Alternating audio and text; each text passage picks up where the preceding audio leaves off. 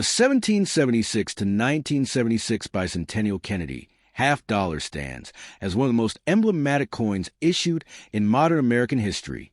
Struck to commemorate the 200th anniversary of the signing of the Declaration of Independence, the coin not only represents a landmark event, but also symbolizes national pride, resilience, and unity.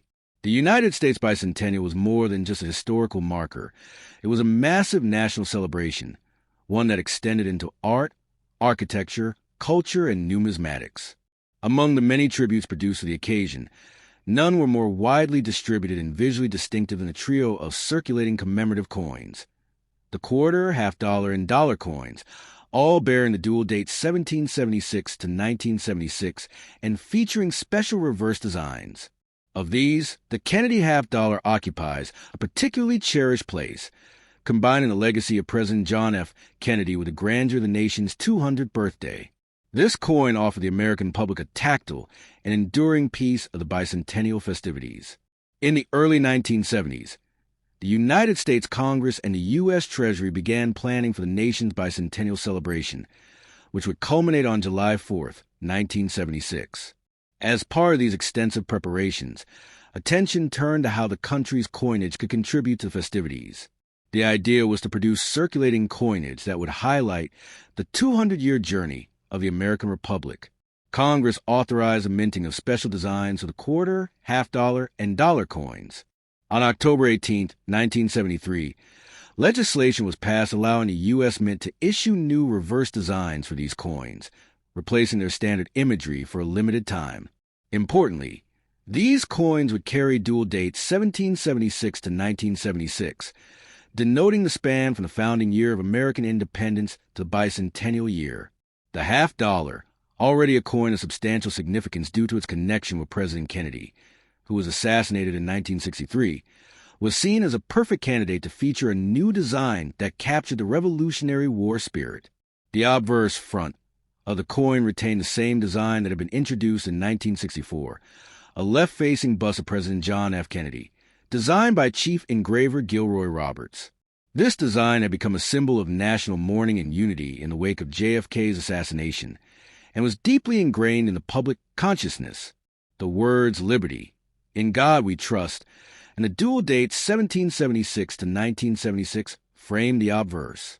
While the obverse remained largely unchanged, the dual dating was a significant deviation from the norm. Usually, U.S. coins are dated by their year of minting. The dual date was a symbolic gesture emphasizing the continuity of American ideals from the Revolution to the modern era. The reverse back of the bicentennial half-dollar was a brand-new design selected through a national competition. In 1974, the Treasury Department held a contest open to American artists, asking them to submit designs for the reverse of the quarter, half-dollar, and dollar coins. The winner for the half-dollar was Seth G. Huntington, an artist and sculptor from Minnesota. Huntington's winning design depicts Independence Hall in Philadelphia, the site where both the Declaration of Independence and the U.S. Constitution were debated and adopted. The building is shown in fine architectural detail, capturing its Georgian elegance and historical weight. Above the image is the inscription, United States of America, and below it, the denomination half-dollar. To the left of Independence Hall is the phrase, 200 years of freedom, and to the right, E pluribus unum, out of many one, a traditional motto of the United States. The decision to feature Independence Hall was deeply symbolic. Not only is it one of the most important buildings in American history, but also encapsulates the intellectual and moral foundations of the American Revolution, liberty, democracy, and self-governance. Coins minted at San Francisco were primarily aimed at collectors. These included both proof coins and uncirculated silver-clad coins, which contained 40% silver, as opposed to the base metal copper-nickel-clad versions from Philadelphia and Denver. These silver-clad versions were sold in special sets and were never intended for general circulation, though some have found their way into pocket change over the years. Business Strike, circulating quality, issued from the Philadelphia and Denver mints in standard clad composition. Proof coins, mirror finish, made at the San Francisco Mint using specially prepared dies and planchets to create a highly reflective background with frosted details. 40% silver uncirculated and proof coins. Sold in collector sets, the Bicentennial Silver Mint set and Silver Proof set. These coins had a silver content, making them heavier and more desirable to collectors and investors. The mintages for the 1776 to 1976 Bicentennial half dollar were quite high, reflecting both the coin's commemorative purpose and its circulation value. Rough estimates include Philadelphia Mint, no mint mark, over 234 million. Denver Mint, D over 287 million. San Francisco Mint S, proof, clad over 7 million. San Francisco Mint S, silver proof and uncirculated, over 11 million combined. Although hundreds of millions of bicentennial half dollars were produced, their collector value varies depending on condition, composition, and mint mark. Most circulated examples in average condition hold only face value, 50 cents, though they are treasured by casual collectors for their historical theme.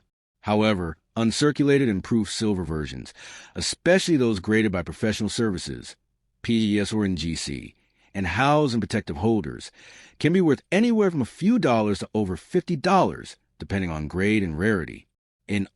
Next stop, the 1983 United States half dollar, commonly referred to as the 1983 Kennedy half dollar, stands as a mid-20th century continuation of a coin series born out of national tragedy and memorial reverence.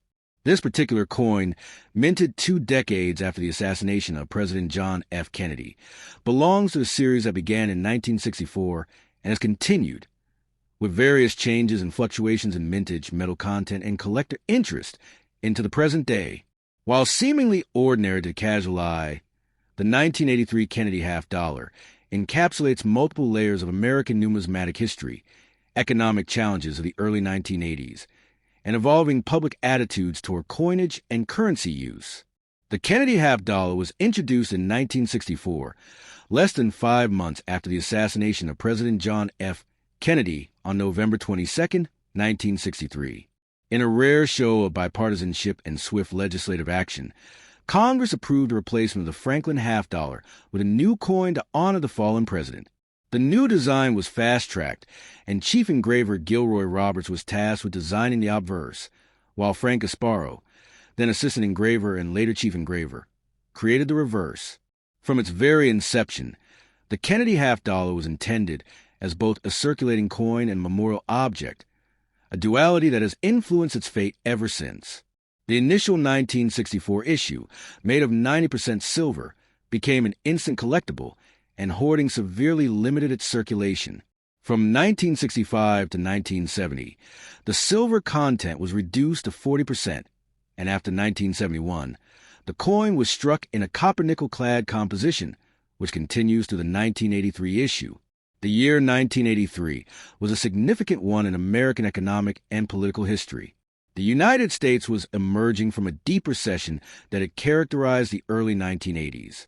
High interest rates, inflation, and unemployment had plagued the economy in the preceding years, but by 1983, the economy began to recover under the Reagan administration. This era marked the solidification of Reaganomics, an economic philosophy advocating tax cuts, deregulation, and reduced government spending. Within this context, the production and use of coinage were influenced by economic pressures and technological developments. The U.S. Mint had transitioned to more cost-effective materials, and the Kennedy half dollar, once a coin of active daily circulation, had become largely ceremonial or collectible in function. By 1983, half dollars were rarely encountered in regular transactions, a sharp contrast to their ubiquity in the 1960s. The obverse of the 1983 Kennedy half dollar features the left-facing portrait of President John F. Kennedy, a design virtually unchanged since 1964. The original engraving by Gilroy Roberts was based on a bust Kennedy sat for at the U.S. Mint prior to his presidency. The design is both noble and restrained, showing Kennedy with a slight smile and an idealized gaze. The inscriptions on the obverse include Liberty, arch around the upper rim. In God we trust, split within God on the left and we trust on the right, flanking Kennedy's neck. 1983, centered beneath the portrait. The reverse, designed by Frank Gasparo, is modeled after the presidential seal. It shows an eagle with a shield on its breast, holding an olive branch and a bundle of arrows, surrounded by a ring of 50 stars. The eagle clutches a scroll with the Latin motto E pluribus unum, out of many one, and above its head is a constellation of 13 stars. Inscriptions on the reverse include United States of America around the upper edge, $50 along the bottom edge, mint marks and varieties. The 1983 $50 was struck at 2 mints. Philadelphia Mint, no mint mark. Denver Mint, D mint mark. There was no San Francisco-approved version issued for the Kennedy $50 in 1983 due to a temporary halt in proof set production from 1982 to 1983. As a result, there are no proof coins from 1983, making business strikes especially important to collectors. The Denver minted coins are identified by the small D mint mark located on the obverse of the coin, just beneath Kennedy's neck truncation and above the date. Philadelphia coins lack a mint mark entirely, as was standard for coins from that mint until 1980, when the P began appearing on other denominations, but not yet on $50. Production figures and mintage. Despite its declining use in commerce, the $50 was still produced in relatively large numbers in 1983. The total mintage figures are Philadelphia, no mint mark 34,139,000. Denver, D mint mark 32,472,244. Total mintage 66,611,244 coins. Though these figures seem high by historical standards, they were low compared to the heyday of the Kennedy $50 in the 1960s. The coins were struck primarily for collectors and for use in certain institutional settings such as casinos, armored transport companies, and the vending industry. The 1983 Kennedy $50 is struck in copper-nickel. The 1972 United States $50 is more than a piece of monetary exchange. It is a poignant reminder of American history, a reflection of a nation in transition, and a testament to how a single coin can carry immense cultural and historical symbolism. The Kennedy $50, first minted in 1964 and continued through 1972 and beyond, is unique among American coins because it embodies a collective grief and admiration of a people mourning the loss of one of their most iconic leaders, President John F. Kennedy. To fully understand the 1972 $50, one must begin with the tragic event that precipitated its creation. On November 22, 1963, President John Fitzgerald Kennedy was assassinated in Dallas, Texas. His death shocked not only the United States but the world. Within days of the assassination, the idea to memorialize Kennedy on U.S. coinage gained momentum. Typically, legislation and design processes for U.S. coins can take years. However, such was the depth of public sentiment and the momentum behind honoring JFK that the process for creating a new $50 bearing his likeness moved at lightning speed. Just over a month after his assassination, Congress authorized a redesign of the $50, replacing the image of Benjamin Franklin, who had adorned the denomination since 1948, with Kennedy's profile. The first Kennedy $50 were released in March 1964, just a few months after the president's death. These coins were struck in 90% silver, and the initial production was met with fervent demand. Americans hoarded them, not for their silver content or monetary value, but as keepsakes and tributes to the fallen president. They disappeared from circulation almost immediately, creating a phenomenon in which the $50, once a common denomination in everyday transactions, became increasingly rare in practical use. From 1965 to 1970, the composition of the Kennedy $50 changed. As the U.S. began to move away from silver coinage, the coin's silver content was reduced to 40%, with a clad core of mostly copper. This was part of a broader effort to address the rising cost of silver and combat coin shortages. In 1971, the U.S. Mint made a decisive shift. The Kennedy $50 was no longer to be struck in silver for general circulation, transitioning instead to a copper-nickel-clad composition. By the time 1972 arrived, the Kennedy $50 was solidly established as a copper-nickel-clad coin, aligning it with the rest of the circulating U.S. coinage. The composition consists of an outer layer of 75% copper and 25% nickel, bonded to a pure copper core.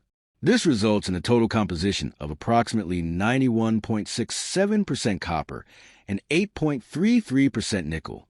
Diameter, 30.6 millimeters. Thickness, 2.15 millimeters.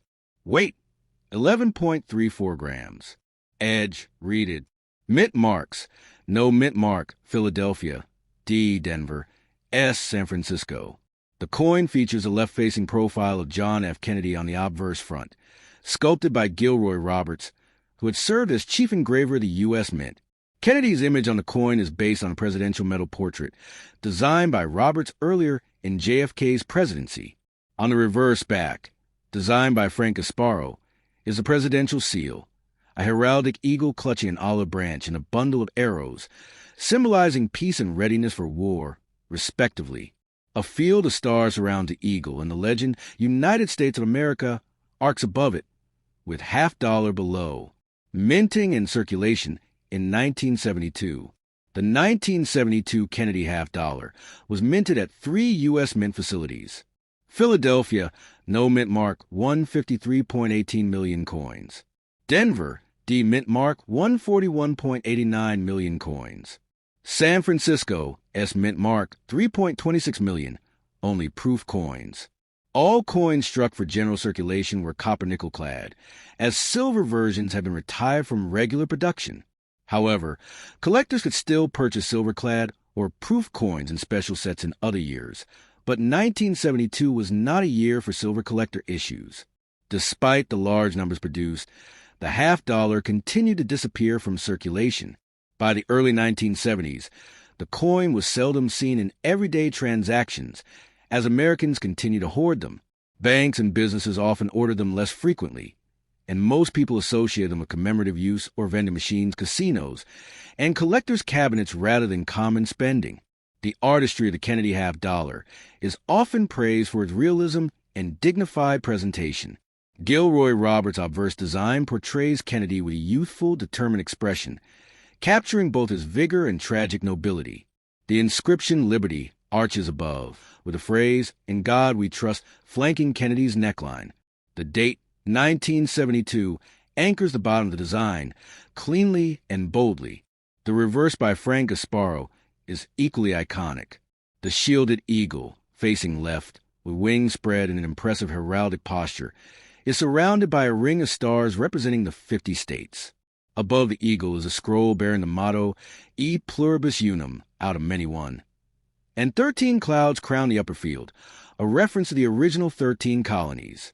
The reverse design evokes power, unity, and reverence of the office of presidency, not merely the individual president. In the broader context of American culture, the Kennedy $50 in 1972 symbolized. The 1971 United States $50 is a historically significant coin, marking an important transition in American coinage. Here's a full, detailed explanation covering its design, composition, mintage, historical context, and numismatic significance. Feature details country United States of America denomination $50, 50 cents. Year 1971 type Kennedy $50 composition copper-nickel clad. Outer layers of 75% copper, 25% nickel bonded to a pure copper core. Diameter 30.6 mm, thickness 2.15 mm, weight 11.34 grams, edge reeded mint marks, no mint mark. Philadelphia, D Denver, S San Francisco, proof only. Counterclockwise zeros button composition change in 1971. 1971 was a turning point for the Kennedy $50. 1964. Introduced to honor President John F. Kennedy after his assassination in 1963. Made of 90% silver, 10% copper. 1965 to 1970. Changed to 40% silver due to silver shortages. 1971. All circulating $50 ceased to contain any silver and were made of copper-nickel clad, like dimes and quarters. This made the 1971 $50 the first of the series with no silver content, an important economic and numismatic change. Design, portrait of John F. Kennedy. Designer, Gilroy Roberts. Inscriptions, Liberty, In God We Trust. The year, 1971. Magnifying glass still to left, the obverse design was based on a portrait Roberts had created for a presidential medal prior to Kennedy's assassination. Eagle reverse back design. Design: the presidential seal, a heraldic eagle with a shield on its chest, clutching an olive branch and arrows. Designer: Frank Gasparo. Inscriptions: United States of America, $50. Magnifying glass still to left, the design symbolizes the United States' power and readiness for peace and war. Mint location: Mint Mark Mintage, Philadelphia, none 155 164 000 Denver D302 097. For 24 San Francisco's 3 220 733 proof only. Small blue diamond: the Denver Mint produced nearly twice as many coins as Philadelphia. Small blue diamond: the San Francisco proof coins were not meant for circulation. They were struck for collectors using specially polished dies and blanks. After President Kennedy's assassination in November 1963, there was a national demand to commemorate him. By early 1964, the Kennedy $50 was released. Americans hoarded early issues due to sentiment and silver content, leading to low circulation. Rising silver prices in the late 1960s made it economically unviable to continue using silver in coins. By 1971, the Treasury and U.S. Mint eliminated silver from all regular issue coins. The 1971 Kennedy $50 represents this transition to base metal coins, signaling the end of silver in circulating U.S. currency. Grade: typical value circulated GVF, $0.50, $1.00 uncirculated MS60, 63, $1.50, $3.00 high grade MS65 plus, $10, $40 plus proof, 1971 S, $4, $10. Small orange diamond: because of its high mintage and lack of silver, the 1971 Kennedy half is not rare. Small orange diamond: only coins in mint state, uncirculated, or proof condition attract interest from collectors. While 1971 $50 are common, some error coins are sought after. Double dies, especially on the obverse, rare and valuable. Off-center strikes or clip planchets. Wrong planchet errors, e.g., struck on quarter blanks, extremely rare, highly valuable. Feature description: historical significance: first Kennedy $50, without silver composition, copper nickel clad, designers Gilroy Roberts obverse, Frank Gasparo reverse, collectability: common in circulated form, desirable in high grades or with errors. Legacy: symbolizes both national mourning for JFK and the end of silver coinage.